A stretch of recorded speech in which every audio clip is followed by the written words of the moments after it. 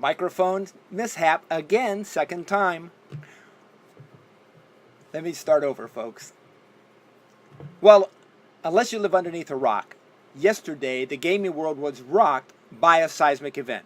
Facebook was bought by Oculus for $2 billion. Now, I was one of the contributors in 2012 that kickstarted Oculus to where it is today.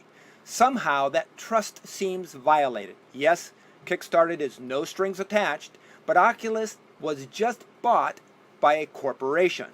Mark Zuckerberg did say the following: after games, implying they're going to go ahead with the development of Oculus Rift for gaming, we're going to make Oculus a platform for many other experiences.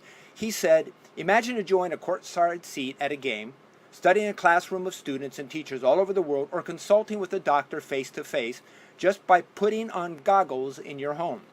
Now, Mr. Zuckerberg is not known for rapid change due to consumer demand on his baby Facebook. But I have to admit, overall, there has been improvement over the last few years. But others already say Facebook is a dated platform. Perhaps this is Mark's vision of Facebook's future. We can only wait and see. In science,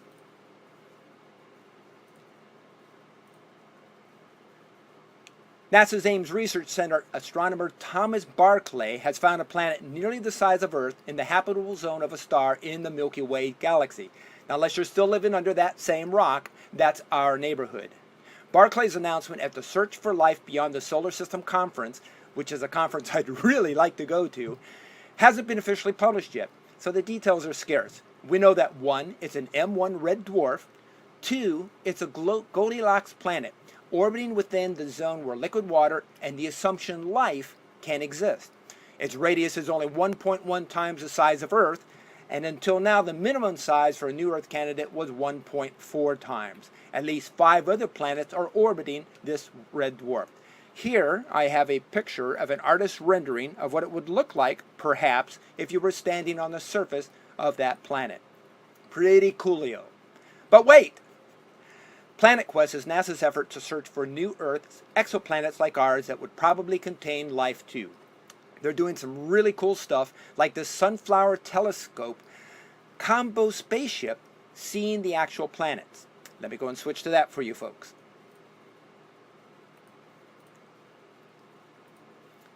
In order to be able to see planets far away from us, we need to block the light of the stars that illuminate them, which is billions of times more intense than the light the planets reflect. That's what Sunflower Starshade does. It's actually 2 components. As you can see in the animation, both components have to operate independent of the other. The telescope lines up on a planet, then the sunshade moves into position, blocking out all the other light from surrounding bodies. Now, I have no idea how detailed this telescope would be, having accomplished that blockage of the other light, but wouldn't it be cool if someday we zoom in on the dark side of a planet and we see lights?